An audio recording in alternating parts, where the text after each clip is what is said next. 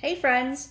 Today I'm going to be talking about the supraspinatus muscle and tendon, and I will be talking about technique for your reverse grabs, specifically pertaining to this muscle and how to preserve it. So first of all, here is a scapula, pretty cool. This is the spine of the scapula, here.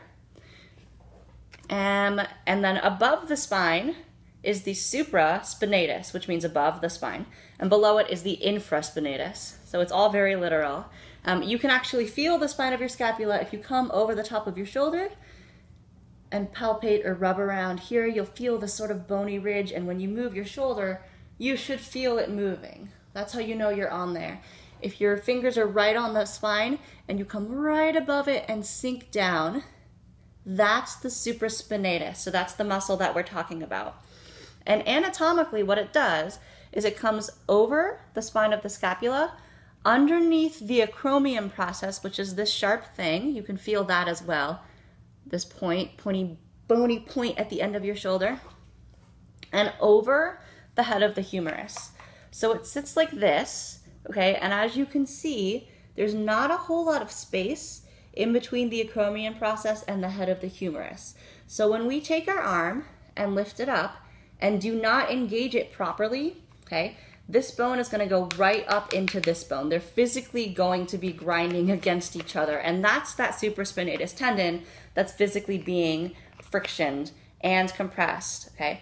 So that is why the supraspinatus tendon and muscle are so prone to strain and even tear, is because it's small.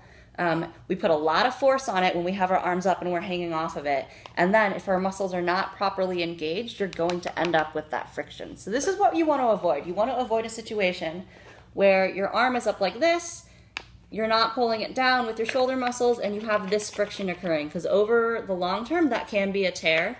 And if you ever really overload it quickly, you can tear it immediately. It doesn't have to be a long-term thing. So really important, pull those shoulders down. And let's go ahead and talk about reverse grabs.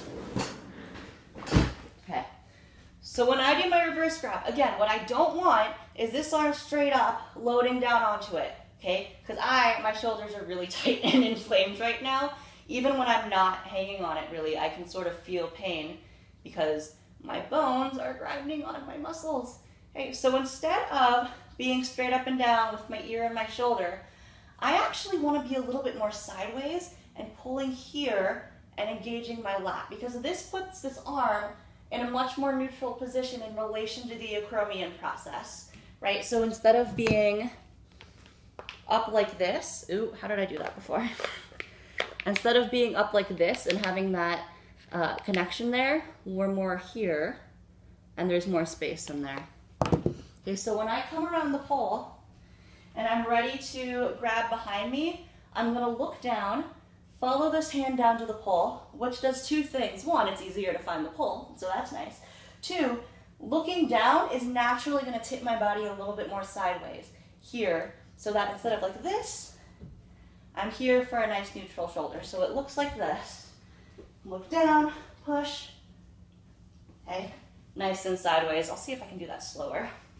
Look down, stay nice and sideways. And if you open your chest, unlike me, it'll look very pretty. So what you really don't want to do is just sort of be sagging, reach behind your butt. Basically, if your hand is up your butt crack, you're doing it wrong. Get your butt away from the pole, and that should help, and that should help prevent any sort of epic tear, because epic tears are bad. Thank you for watching. Hope that was informative. Let me know if you have any questions or any requests. Happy poling, guys.